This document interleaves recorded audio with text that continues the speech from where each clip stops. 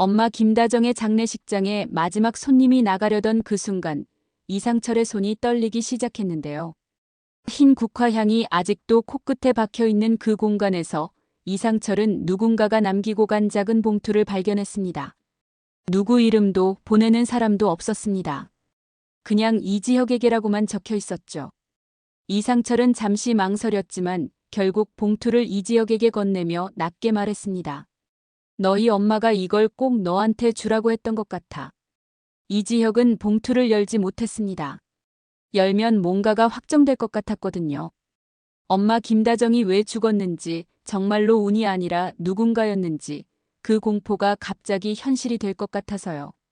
이상철은 정직하고 고지식한 사람입니다. 퇴직하고도 원칙과 규칙을 놓지 못하는 사람이라 장례 절차 내내 단 한 번도 흐트러지지 않았는데요. 그런데 그날만큼은 달랐습니다. 이상철의 눈이 붉게 충혈돼 있었고 목소리가 자꾸 갈라졌습니다.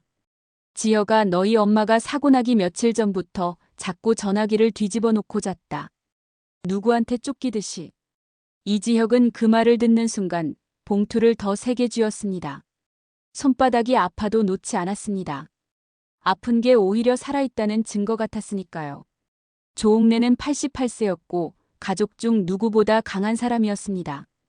힘든 일 생기면 늘 먼저 괜찮다고 말하던 할머니였는데요. 그런 조옥래가 김다정과 같은 사고로 떠났습니다. 사람들은 입을 모아 말했습니다. 중앙선 넘어온 트럭이 갑자기 들이받았다더라. 졸음운전이라더라. 운이 없었다. 그런데 이지혁은 그 말이 위로로 들리지 않았습니다. 운이란 말은 아무도 책임지지 않겠다는 말처럼 들렸거든요. 장례를 치르고 집으로 돌아온 밤, 이지혁은 거실불도 켜지 못한 채 봉투를 열었습니다. 그 안에는 종이 한 장과 오래된 수첩 조각이 들어 있었습니다. 종이에는 딱 한 줄이 적혀 있었는데요.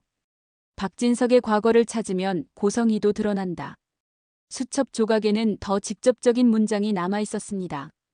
영나 엄마 조심. 말이 아니라 돈이 길을 만든다. 이지혁의 숨이 멎는 느낌이었습니다.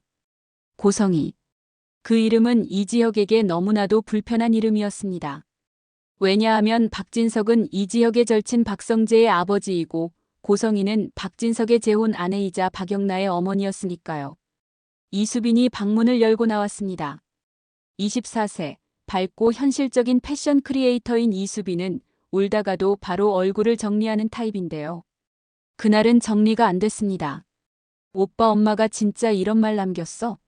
이지혁은 대답 대신 수첩 조각을 건넸습니다. 이수빈은 읽자마자 입술을 꾹 깨물었습니다.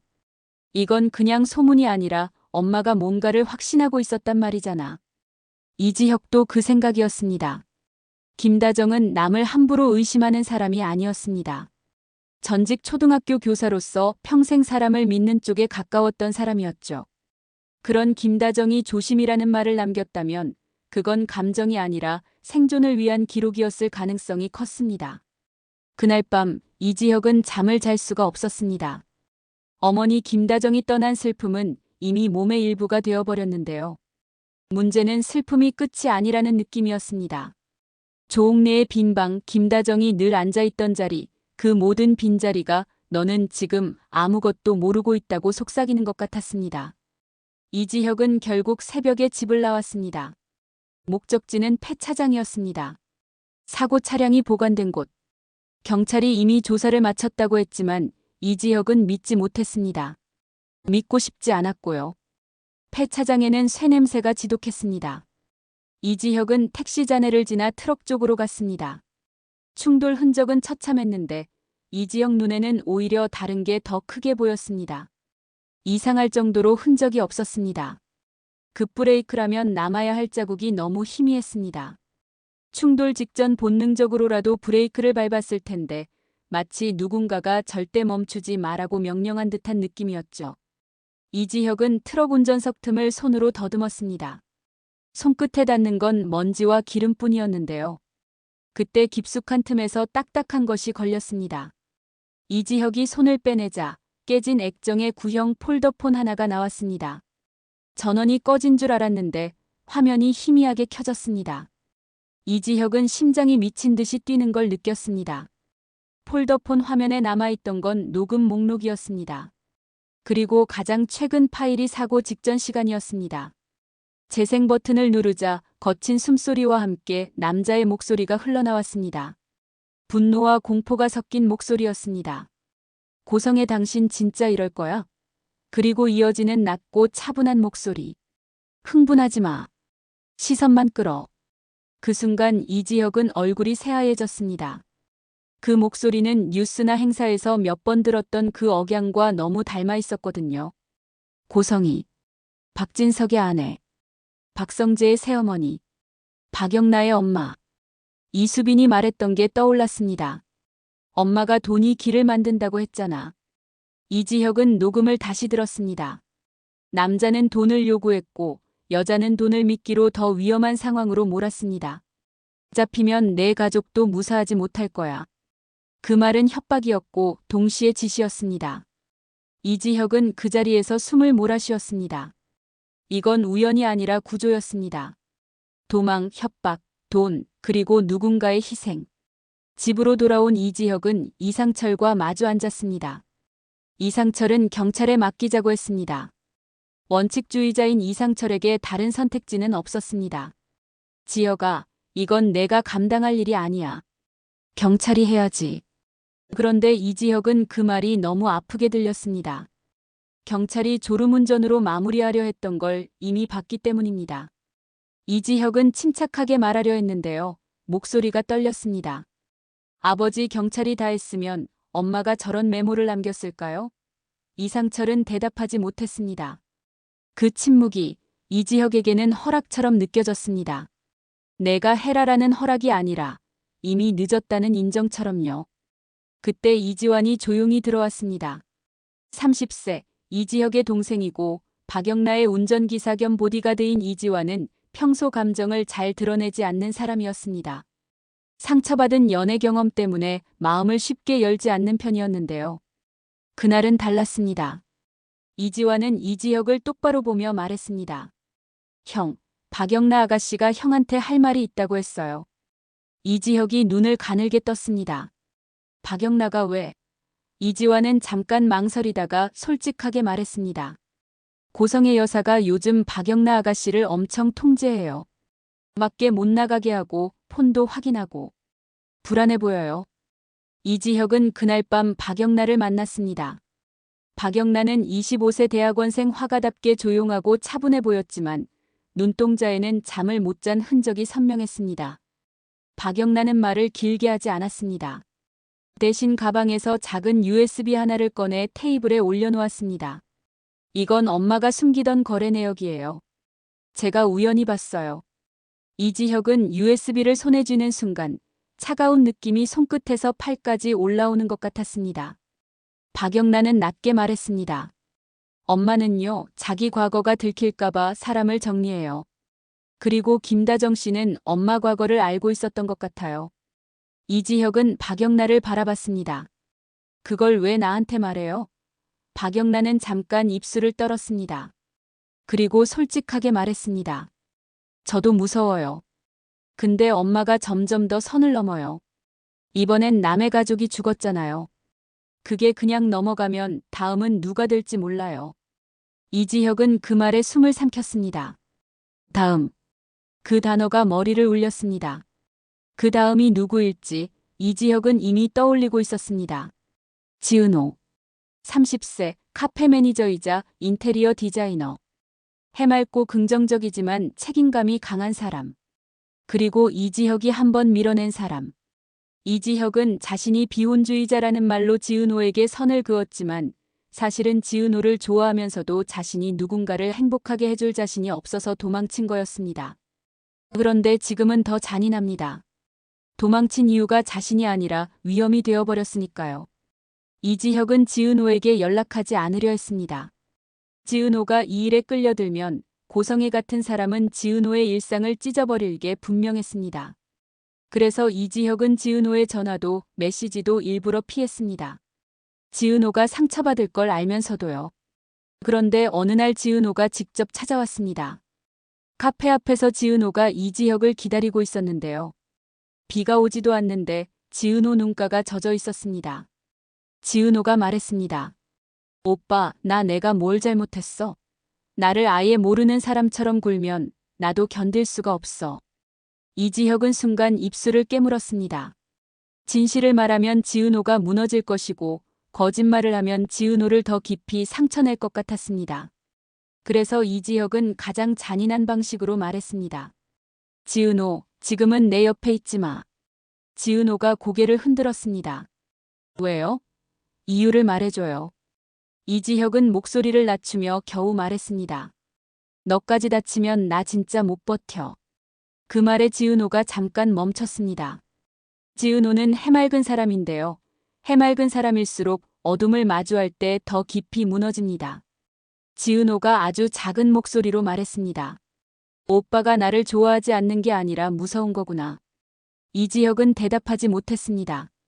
대답하는 순간 둘 다 끝날 것 같았거든요. 그날 밤 박성재가 이지혁을 불러냈습니다. 박성재는 33세, 박진석의 아들이고 회사에서는 부사장입니다. 겉으로는 금수저의 여유가 있지만 속으로는 늘 무너질 듯한 균형 위에 서 있는 사람인데요. 박성재는 이지혁을 보자마자 말했습니다. 지혁아, 너 요즘 우리 집 쪽으로 조사하고 있지? 이지혁은 숨을 고르고 폴더폰 녹음 일부를 들려줬습니다. 박성재 얼굴이 굳었습니다. 그 목소리 우리 새어머니 맞지? 이지혁이 고개를 끄덕였습니다. 박성재는 한참 말이 없었습니다.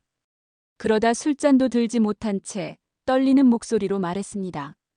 내가 몰랐어. 근데 내 엄마 김다정이랑 조옥래 할머니가 그렇게 억울하게 갔으면 나도 못 모른 척 못해. 이지혁은 그 순간 친구라는 단어가 얼마나 무거운지 처음 느꼈습니다. 이지혁은 박성재를 의심하고 싶지 않았고 박성재도 이지혁을 믿고 싶었습니다. 둘 사이에 고성희라는 이름이 들어오자 우정은 검증이 되어버렸습니다. 그럼에도 박성재가 말했죠. 나도 같이 갈게. 대신 감정으로 가지 마. 고성희는 사람 마음 흔들어서 이기는 사람이야. 이지혁은 씁쓸하게 웃었습니다. 나도 알아. 근데 감정이 이미 내 몸이 됐어. 이수빈은 그때부터 실무적으로 움직였습니다. 이수빈은 현실적인 사람입니다. 이수빈은 말했습니다. 오빠, 녹음 하나로는 부족해. 고성희가 조작이라고 우기면 끝이야. 박진석 같은 사람은 구조를 봐야 움직여. 돈의 흐름, 사람의 동선, 타이밍. 그걸 한 번에 보여줘야 해. 이지혁은 이수빈이 밤새 만든 자료를 보며 이수빈이 단순히 밝은 동생이 아니라 가족을 지키는 전사가 되어가고 있다는 걸 느꼈습니다. 하지만 고성희는 그보다 더 빨랐습니다. 어느 날 이지혁 회사에 익명 제보가 들어왔습니다. 이지혁이 박진석 가족을 스토킹한다. 박영란을 협박한다. 고성희에게 허위 사실로 접근한다. 윤리팀 면담 통보까지 내려왔습니다. 이지혁은 깨달았습니다. 고성희는 증거를 지우기 전에 먼저 프레임을 씌우는 사람이었습니다. 미친 사람으로 만들어버리면 그 사람이 하는 말은 아무도 듣지 않으니까요. 이지혁이 더 분노한 건 그 방식이 너무 익숙해서였습니다. 김다정이 수첩에 남긴 사람은 입으로도 사람을 죽인다라는 문장이 딱 이 상황을 말하고 있었습니다. 이지환에게도 협박이 들어왔습니다. 이지환의 상처받은 연애 경험을 들먹이며 입 조심하라는 식이었습니다. 이지환은 말없이 휴대폰을 내려놓더니 이지혁에게 고개를 숙였습니다. 형, 저 겁나는데요. 근데 도망치면 평생 겁쟁이로 살 것 같아요. 이지혁은 그 말이 가슴을 때렸습니다. 이지혁도 겁이 났습니다. 겁이 나서 지은호를 밀어냈고 겁이 나서 진실을 늦게 마주했고 겁이 나서 친구에게 말하기까지 오래 걸렸습니다. 그런데 겁이 난다고 멈출 수는 없었습니다. 엄마 김다정이 떠난 자리에 남은 건 정답이 아니라 의무였으니까요. 그 와중에 지은호 쪽에서 일이 터졌습니다. 지강호가 흔들린 겁니다. 지강호는 24세, 지은호의 동생이고 게으르고 자격지심이 많은 편입니다. 누나 지은호가 성실하게 살아가는 걸 보면서도 속으로는 나는 왜 이렇게 못하지라는 열등감이 쌓여 있었죠. 그런 지강호에게 누군가가 접근했습니다. 사진 몇 장만 찍어 보내면 돈 준다. 지강호는 처음엔 별것 아닌 줄 알았습니다. 그런데 그 별것 아닌 일이 누나 지은호를 절벽으로 밀었습니다. 지은호가 정순이 식당에서 지강호 휴대폰 화면을 우연히 봤습니다. 지강호가 씻으러 들어간 사이 메시지가 떠 있었는데요. 사진 잘 받았다. 다음은 이지혁이다. 지은호 얼굴이 하얘졌습니다. 지은호는 지강호를 앉혀놓고 물었습니다. 강호야, 너 요즘 뭐해? 지강호는 얼버무렸습니다. 그냥 알바. 지은호 목소리가 낮아졌습니다. 알바가 오빠 사진 찍는 거야? 지강호는 결국 고개를 숙였습니다. 누나 나도 몰랐어. 그냥 돈 준다고 해서. 지은호는 화를 내기보다 눈물이 먼저 났습니다. 지은호는 책임감이 강해서 동생이 잘못하면 내가 못 챙겼구나로 돌아가는 사람이었거든요. 지은호가 떨리는 손으로 이지혁에게 전화를 걸었습니다. 오빠 큰일 났어. 강호가 누가 시켜서 오빠 찍었대. 이지혁은 그 말을 듣는 순간 지은호를 멀리한 모든 행동이 무의미해지는 걸 느꼈습니다. 이지혁은 숨을 크게 들이쉬고 말했습니다. 지은호 혼자 있지 마. 정순이 어머님 옆에 있어. 내가 갈게. 지은호가 울먹였습니다. 오빠, 나 무서워. 이지혁이 낮게 답했습니다. 나도 무서워. 근데 우리가 더 무서워지기 전에 움직여야 해. 정순이는 65세, 지은호와 지강호의 어머니입니다. 식당을 운영하며 남편 없이 아이들을 키워온 사람이라 세상에 대한 감각이 빠르고 강합니다. 정순이는 지은호가 무너지자 단번에 알아챘습니다. 은호야, 또 내가 혼자 짊어진 거지. 지은호가 고개를 끄덕이는 순간 정순이는 지은호를 꼭 안아주며 말했습니다. 엄마가 있잖아. 내가 혼자 해결해야 할 일 아닌 건 혼자 하지 마. 그 말이 이지혁에게도 필요했습니다. 이지혁은 늘 혼자 결정을 내렸고 혼자 버텼습니다. AP그룹 대표로 살아오면서 누군가에게 기대는 법을 잊어버린 사람이었는데요. 엄마 김다정이 떠난 뒤로 그는 더 혼자가 됐습니다. 그런데 지은호 가족이 흔들리는 걸 보자 이지혁은 처음으로 깨달았습니다. 혼자 가면 진실에 도달할 수는 있을지 몰라도 사람을 지킬 수는 없다는 거요. 그때 박영나가 갑자기 연락이 끊겼습니다. 박영나의 폰이 꺼졌고 작업실에도 흔적이 없었습니다. 이지환은 얼굴이 굳어졌습니다. 형 박영나 아가씨 잡힌 것 같아요. 박성재도 흔들렸습니다. 영나가 엄마 통제 안 받는 유일한 사람이었는데 지금은 아니네. 이지혁은 심장이 철렁 내려앉는 걸 느꼈습니다. 박영나가 사라졌다는 건 고성이가 한 번 더 선을 넘었다는 뜻이었거든요. 며칠 뒤 이지혁에게 우편이 하나 도착했습니다. 발신인 박영나. 봉투 안에는 메모리 카드와 짧은 메모가 있었습니다. 엄마가 내 핸드폰을 뺏었어요. 이 카드 안에 진짜가 있어요. 그리고 지은호 씨를 조심해요. 이지혁은 카드 내용을 확인하며 손끝이 차가워졌습니다. 송금 내역, 특정 날짜와 시간대에 이어지는 통화 기록, 그리고 결정적으로 고성이가 누군가에게 자연사처럼 보이면 돼 같은 표현을 쓰는 음성 조각. 이지혁은 그 말이 박진석을 향할 가능성이 크다고 느꼈습니다. 박진석이 쓰러지면 고성이는 모든 걸 손에 쥘 수 있으니까요. 박진석은 65세 기업가입니다. 호탕한 성격으로 알려져 있지만 그 호탕함이 늘 사람을 믿는다는 뜻은 아니었습니다. 박진석은 의심이 많은 사람이고 특히 돈이 얽힌 순간에는 냉정해지는 사람이었습니다. 고성이는 그 점을 알고 있었습니다. 그래서 현모양처 연기로 박진석의 눈을 가려왔고 동시에 박진석을 자연사로 정리해 자신이 완전히 올라서려는 계획을 짜고 있을 가능성이 컸습니다. 바로 그 타이밍에 김장수가 쓰러졌습니다. 김장수는 김다정의 아버지이자 조옥래의 사돈이자 친구였습니다. 김장수는 조옥래와 자주 만나며 사람은 말보다 돈이 무섭다는 말을 반복하던 사람이었는데요. 응급실로 달려간 이상철은 이지혁에게 말했습니다. 의사 말로는 약물 반응일 수도 있대. 약물. 그 단어가 이지혁 머리를 내리쳤습니다. 고성이가 자연사라는 단어를 쓰던 음성과 김장수의 쓰러짐이 겹쳤습니다. 우연이 아니라 흐름이었습니다. 김장수는 의식이 희미한 상태에서 이상철 손을 꽉 잡았습니다. 이상철이 울먹이며 장수 아버님 말씀하세요라고 하자 김장수는 겨우 숨을 붙잡고 쪽지 하나를 쥐어줬습니다. 그 쪽지에는 이렇게 적혀 있었습니다. 박진석의 첫 번째 아내를 김다정이 만났다. 이지혁은 그 문장을 보는 순간 엄마 김다정이 단순히 의심한 게 아니라 알고 있었음을 확신했습니다. 김다정은 박진석 과거의 핵심을 알고 있었고 그걸 고성희도 알고 있었던 겁니다. 그래서 김다정이 위험해졌고 조옥래까지 함께 위험해졌습니다. 이제 이지혁에게 선택지는 많지 않았습니다. 경찰에 가는 건 기본이지만 경찰이 움직이려면 확실한 한 방이 필요했습니다. 고성희는 이미 프레임을 던져 이지혁을 미친 사람으로 만들려 했고 박진석 주변은 고성희가 장악하고 있을 가능성이 컸습니다. 그래서 이지혁은 박성재에게 말했습니다. 박성재, 박진석 회장님을 만나야 해. 고성희가 움직이기 전에. 박성재는 눈을 질끈 감았습니다. 지혁아, 그건 내 아버지야. 근데 그럼에도 불구하고 내가 아버지를 살리고 싶으면 너를 믿어야겠지. 그날 밤 박영나에게서 메시지가 왔습니다. 발신자 표시가 이상하게 바뀌어 있었고 문장은 짧았습니다. 오늘 밤 집 뒤쪽. 뒷정원문.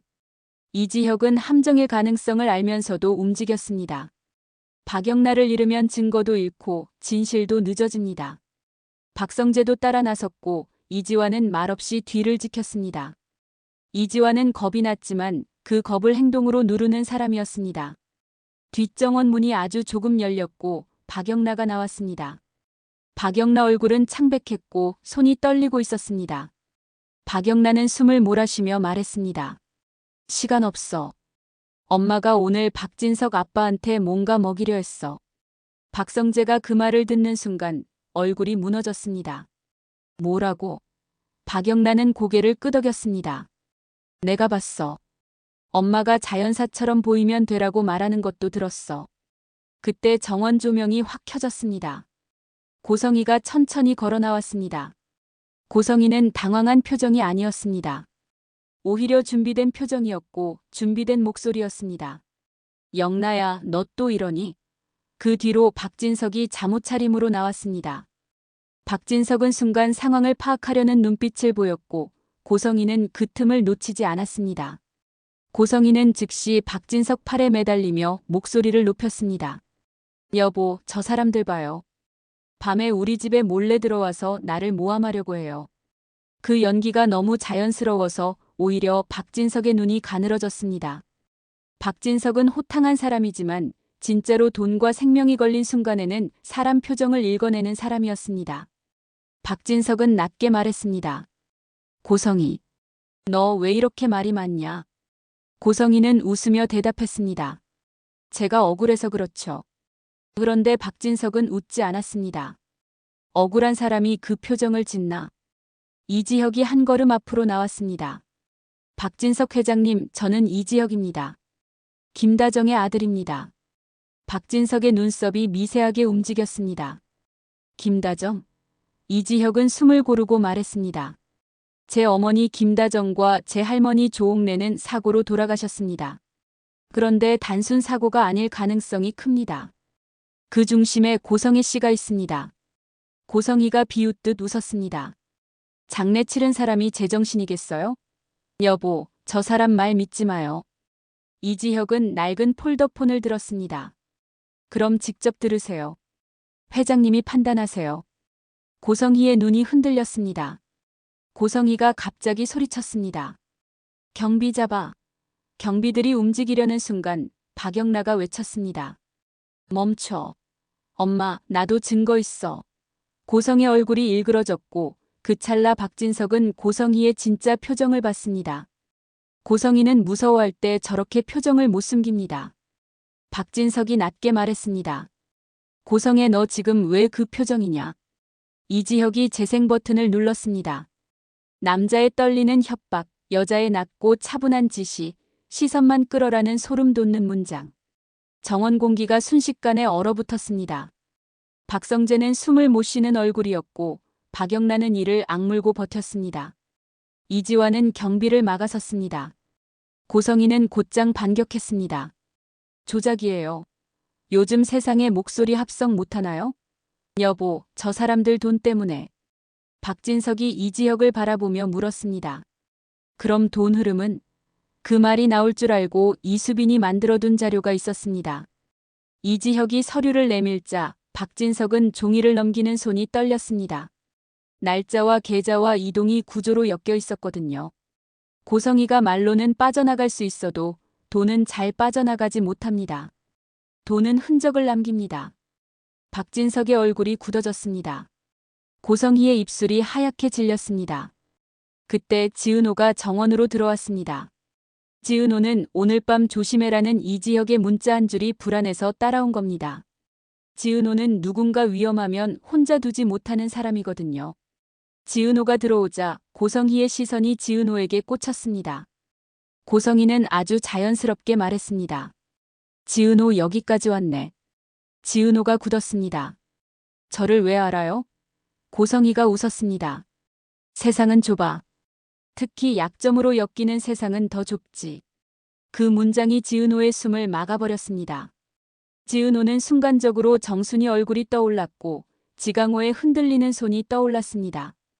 이지혁이 앞으로 나섰습니다. 고성혜, 지은호 건드리면 고성희가 끊어 말했습니다. 끝. 이지혁, 넌 아직 몰라. 내가 끝나면 너도 끝나는 거야. 고성희는 무너진 사람처럼 보이면서도 마지막까지 판을 뒤집으려 했습니다. 그녀는 박진석에게 속삭였습니다. 여보, 당신 과거도 안전하지 않아. 그 한마디에 박진석의 눈이 흔들렸습니다. 박진석은 무언가를 알고 있는 사람의 얼굴이었습니다. 이지혁은 그 표정을 보는 순간 김장수의 쪽지가 떠올랐습니다. 박진석의 첫 번째 아내를 김다정이 만났다. 박진석의 과거가 아직 끝나지 않은 폭탄으로 남아있다는 뜻이었습니다. 경찰이 도착하고 고성희는 결국 끌려갔습니다. 수갑이 채워지는 순간에도 고성희는 울지 않았습니다. 고성희는 이지혁을 노려보며 차분하게 말했습니다. 내가 이겼다고 생각하지 마. 진짜 주인은 아직 밖에 있어. 그 말이 이상하게 허세처럼 들리지 않았습니다. 오히려 예고처럼 들렸습니다. 정원에 남은 사람들은 각자 다른 방식으로 무너졌습니다.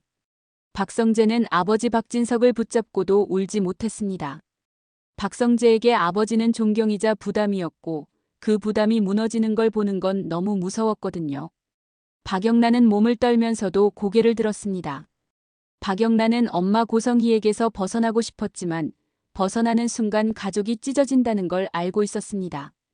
이지화는 조용히 손을 쥐었다 폈다 하며 숨을 골랐습니다. 이지화는 자신이 누군가를 지키는 사람이 되기 위해 다시 상처를 감수해야 한다는 걸 받아들이고 있었죠. 지은호는 바닥에 주저앉았습니다. 지은호는 밝은 사람인데요. 밝은 사람은 어둠 속에서 더 선명하게 흔들립니다. 지은호는 이지혁을 올려다보며 떨리는 목소리로 말했습니다. 오빠, 나 지금 내가 뭘 본 거야? 이지혁은 지은호를 안아주고 싶었지만 오히려 주먹을 꽉 쥐고 참았습니다. 안아주는 순간 지은호가 더 무너질까 봐요. 미안해. 지은호. 너를 끌어들이기 싫었어. 지은호가 고개를 흔들었습니다. 싫었다고 해서 안 끌려드는 게 아니었네. 그날 새벽 박진석은 아무 말 없이 집 안으로 들어갔습니다. 박진석은 호탕한 성격의 기업가로 알려져 있지만 그날만큼은 호탕함이 없었습니다. 뭔가를 떠올리는 사람, 뭔가를 숨겨온 사람의 모습이었습니다. 박영나가 씁쓸하게 말했습니다. 아빠도 숨기는 게 있었네. 박진석은 대답하지 않았습니다. 대신 문을 닫았는데요. 그 문 닫히는 소리가 너무 무겁게 울렸습니다. 마치 다음 이야기의 문이 열리는 소리처럼요. 그리고 그날 아침 이지혁의 휴대폰에 발신자 표시 제한 메시지가 도착했습니다. 고성애 잡은 걸로 끝난 줄 알았지? 진짜 주인은 아직 밖에 있어. 이지혁이 숨을 삼키는 순간 두 번째 메시지가 이어졌습니다. 박성재를 살리고 싶으면 오늘 밤 혼자 와. 이지혁의 손이 떨렸습니다. 박성재를 살리고 싶으면. 그 문장은 협박이었고 동시에 이지혁의 약점을 정확히 찔렀습니다. 이지혁은 박성재가 단지 친구가 아니라 함께 무너져선 안 될 사람이라는 걸 알고 있었거든요. 지은호가 이지혁의 손을 붙잡았습니다. 오빠, 가지 마. 이지혁은 지은호를 바라보며 말했습니다. 가야 해. 박성재는 내 친구야. 지은호가 울먹이며 말했습니다. 그럼 나도 같이. 이지혁은 고개를 저었습니다. 이번엔 혼자 가야 해. 그래야 정순이 어머님이랑 지강호까지 지킬 수 있어. 그 말에 지은호의 눈이 흔들렸습니다. 지은호는 자기 가족이 약점이 되어버렸다는 걸 깨달았습니다. 그 순간 지은호 마음속에서 죄책감이 꿈틀거렸습니다. 내가 오빠 발목 잡는 존재가 된 건가? 그런데 이지혁은 그걸 알아차리고 더 낮은 목소리로 말했습니다. 지은호, 너 탓 아니야. 너는 내 약점이 아니라 내가 지키고 싶은 사람이야. 지은호의 눈물이 뚝 떨어졌습니다. 그 눈물은 슬픔만이 아니었습니다. 무너지는 관계를 붙잡고 싶은 마음, 그리고 붙잡으면 더 아파질까봐 두려운 마음이 뒤엉킨 눈물이었습니다. 그날 낮 이상철은 병원 복도에서 이지혁을 붙잡았습니다. 이상철의 눈빛은 아버지의 눈빛이었습니다. 원칙을 믿는 사람의 눈빛이 아니라 아이를 잃을까봐 두려운 부모의 눈빛이었죠. 지혁아, 너 어디 가려는 거냐? 이지혁은 대답을 돌렸지만 이상철은 알고 있었습니다. 이상철이 말했습니다. 너희 엄마 김다정이 살아있을 때 항상 내가 혼자 짊어지는 걸 제일 무서워했어. 그 말에 이지혁이 잠깐 흔들렸습니다. 엄마 김다정의 목소리가 들리는 것 같았거든요. 지혁아, 혼자 하지 마. 그런데 이지혁은 혼자 해야만 하는 길 위에 서 있었습니다. 혼자 가지 않으면 누군가 더 다칠 것 같았습니다. 이수빈은 이지혁에게 작은 봉투를 하나 더 건넸습니다. 오빠, 이건 내가 정리한 것 중에서 결정적인 부분만 따로 뽑아둔 거야. 오늘 밤에 무슨 일이 생겨도 이건 반드시 살아남아야 해. 이지혁은 고개를 끄덕였습니다. 이수빈은 밝은 동생이 아니라 가족을 지키는 동료가 되어 있었습니다.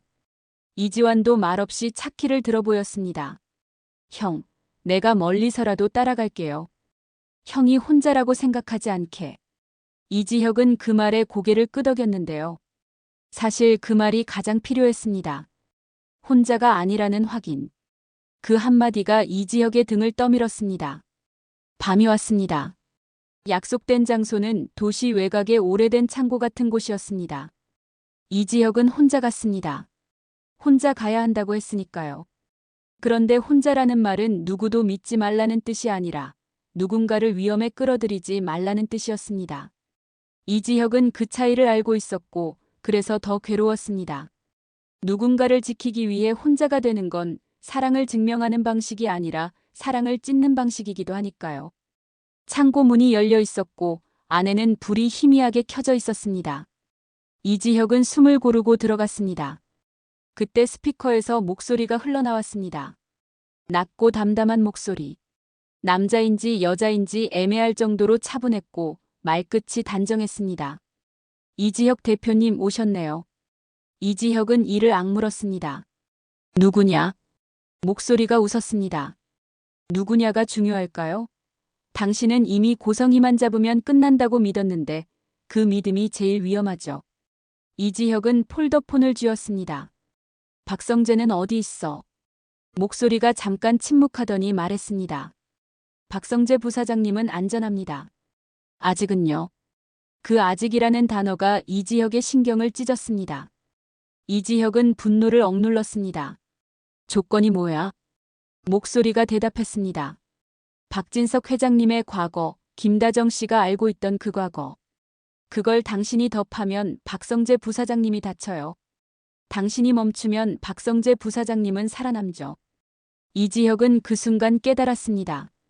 이것은 단순히 고성희의 범죄가 아니라 더 큰 판의 일부였습니다. 고성희는 실행자일 수도 있고 가면일 수도 있었습니다. 김다정이 남긴 박진석의 과거라는 문장이 왜 이렇게 무겁게 남아 있었는지 이해가 되기 시작했습니다. 누군가의 과거가 단순한 치부가 아니라 지금의 권력과 돈의 구조를 무너뜨릴 수 있는 폭탄이라는 뜻이었죠. 이지혁이 낮게 말했습니다. 내 엄마 김다정과 조옥래 할머니를 죽인 이유가 그 과거 때문이냐? 목소리가 잠깐 멈칫하는 듯 했습니다. 그리고 아주 담담하게 말했습니다. 그 죽음은 필요한 비용이었어요. 그 문장을 듣는 순간 이지혁의 안쪽에서 무언가가 뚝 끊어졌습니다. 슬픔이 분노로, 분노가 냉정으로 바뀌었습니다. 이지혁은 더 이상 감정에 휘둘리는 사람이 아니었습니다. 지금부터는 사냥하는 사람이었습니다. 그때 창고 안쪽 문이 열리며 사람이 하나 나왔습니다. 박영나였습니다. 박영나는 손목이 붉게 쓸려 있었고 눈빛이 흔들렸지만 꿋꿋했습니다. 이지혁 오빠, 나 여기 있어. 이지혁이 소리쳤습니다. 박영나. 박영나가 빠르게 말했습니다. 엄마가 고성이가 나를 미끼로 썼어. 근데 이 목소리, 엄마 목소리 아니야. 나도 알아. 엄마는 악하지만 이건 더 차가운 사람이야. 그 순간 이지혁 뒤쪽에서 이지환이 뛰어들어왔습니다. 형. 이지혁이 이를 악물었습니다. 왜 왔어?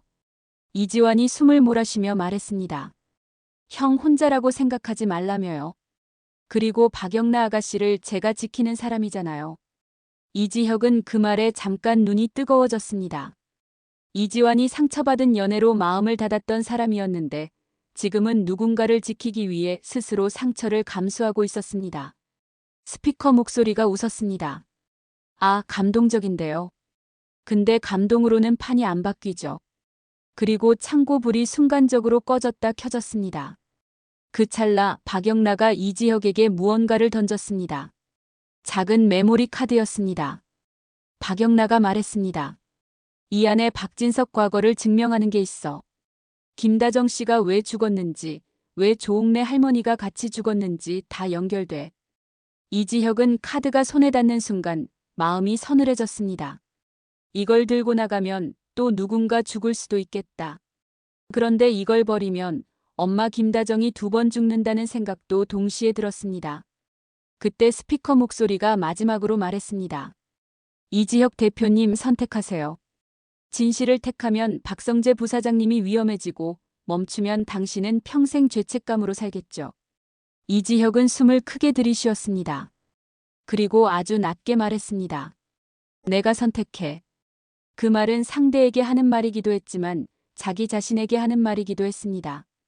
이제부터는 누가 협박하든 누가 흔들든 이지혁은 멈추지 않을 겁니다. 멈추면 더 많은 사람이 비용이 되니까요. 창고 밖으로 나오자 비가 내리기 시작했습니다. 빗소리가 심장을 두드리는 것처럼 들렸습니다. 이지혁은 차에 올라타며 손에 쥔 메모리 카드를 바라봤습니다. 그 작은 조각이 박진석의 과거를 열고 고성희의 진짜 얼굴을 완전히 벗기고 동시에 박성재를 절벽으로 밀 수도 있다는 걸 알고 있었습니다. 그 시각 지은호는 정순이 식당에서 정순이와 마주 앉아 있었습니다. 지은호는 불안해서 손이 계속 떨렸고 정순이는 그런 딸의 손을 꼭 잡아줬습니다. 은호야, 내가 잘못한 거 하나도 없어. 내가 누군가의 약점이 되는 건 내가 약해서가 아니라 내가 소중해서야. 지은호의 눈물이 또렷하게 떨어졌습니다. 지은호는 속으로 다짐했습니다. 나도 숨지 않을 거야. 내 사랑 때문에 누가 죽지 않게 할 거야. 지은호는 그 순간 해맑기만 하던 사람이 아니라 선택할 줄 아는 사람이 되어가고 있었습니다. 그리고 박진석은 혼자 서재에 앉아 있었습니다. 박진석은 손에 오래된 사진 한 장을 들고 있었는데요. 사진 속에는 젊은 시절의 박진석과 얼굴이 반쯤 가려진 한 여자가 함께 있었습니다. 박진석이 낮게 중얼거렸습니다. 김다정이 그 사람을 만났다고? 박진석은 그제야 이해했습니다. 김다정의 죽음이 단순한 사고가 아니라 그 시절을 덮기 위한 것일 수도 있다는 거요.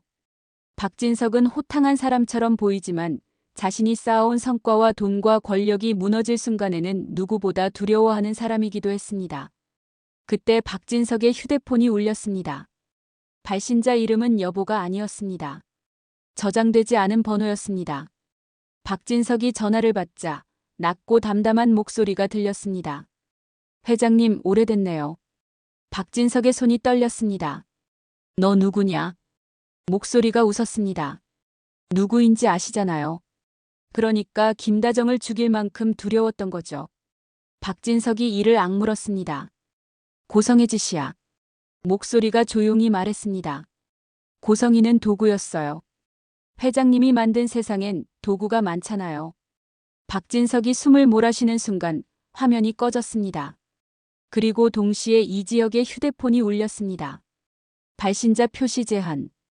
이지혁이 받자 그 익숙한 낮은 목소리가 들렸습니다. 이지혁 대표님 카드 잘 받으셨죠? 이지혁이 차갑게 말했습니다. 박성재는 어디 있냐? 목소리가 웃었습니다. 박성재 부사장님은 당신 선택에 달려 있어요. 박진석 회장님 과거를 공개하면 부사장님은 살아남기 어렵겠죠. 하지만 공개하지 않으면 당신은 김다정 씨와 조옥래 할머니를 2번 죽이는 거고요. 이지혁은 핸들을 꽉 잡았습니다. 손등 핏줄이 튀어나올 정도로 힘이 들어갔습니다. 이지혁은 낮게 말했습니다. 나한테 조건을 걸지 마. 조건 걸면 나는 더 끝까지 가. 목소리가 잠깐 멈칫하더니 조용히 웃었습니다. 좋아요. 그럼 끝까지 가보죠. 화려한 날들이 정말 지금부터 시작인지. 전화가 끊겼습니다. 이지혁은 차를 세우고 메모리 카드를 다시 봤습니다. 엄마 김다정의 얼굴이 떠올랐고 조옥래의 주름진 손이 떠올랐고 김장수가 힘겹게 쥐어준 쪽지가 떠올랐습니다. 그리고 지은호의 젖은 눈동자가 떠올랐습니다. 사랑하는 사람을 지키고 싶은 마음과 진실을 끝까지 파헤쳐야 한다는 의무가 동시에 가슴을 찢었습니다. 이지혁은 결국 속으로 중얼거렸습니다. 엄마 나 선택할게. 근데 그 선택이 누군가를 더 아프게 하더라도 멈추지 않을게. 그리고 이지혁은 차를 다시 출발시켰습니다. 어디로 향하는지 누구를 만나야 하는지 아직 완전히 정리되지 않았는데요. 이상하게도 확실한 것 하나는 있었습니다. 고성이는 끝이 아니라 시작이었고 박진석의 과거는 문 하나가 아니라 문 수십 개를 여는 열쇠였고 이지혁의 사랑은 이제 도망치는 사랑이 아니라 싸우는 사랑이 되어버렸다는 사실이었습니다. 멀어지는 도로 위에서 이지혁의 휴대폰 화면에 마지막으로 메시지 하나가 떴습니다. 지은호를 지키고 싶다면 먼저 박성재를 버려. 이지혁은 그 문장을 보는 순간 숨이 멎었습니다. 누가 이런 선택을 강요하는지, 왜 이 관계들을 이렇게 비틀어 놓는지 이제는 정말 판이 더 커졌습니다. 이지혁은 핸들을 더 세게 잡으며 낮게 말했습니다. 둘 다 지킬 거야. 박성재도 지은호도. 그리고 엄마 김다정도 내 방식으로 되살릴 거야. 그 말이 끝나자마자 이지혁의 눈빛이 완전히 달라졌습니다. 슬픔은 사라지지 않았지만 슬픔 위에 냉정이 올라앉았고 그 냉정 위에 결심이 자리 잡았습니다. 이지혁은 이제 누군가의 게임판에 올라간 말이 아니라 판 자체를 뒤집으려는 사람이 되어 있었습니다. 그리고 그 선택의 끝에서 화려한 날들이 과거의 영광이 아니라 시련을 뚫고 나와 다시 시작하는 지금의 순간이라는 걸 이지혁은 온몸으로 증명하게 될 겁니다. 다만 그 과정에서 누가 살아남고 누가 무너질지는 아직 아무도 장담할 수 없었는데요. 그래서 더 다음이 궁금해질 수밖에 없었습니다.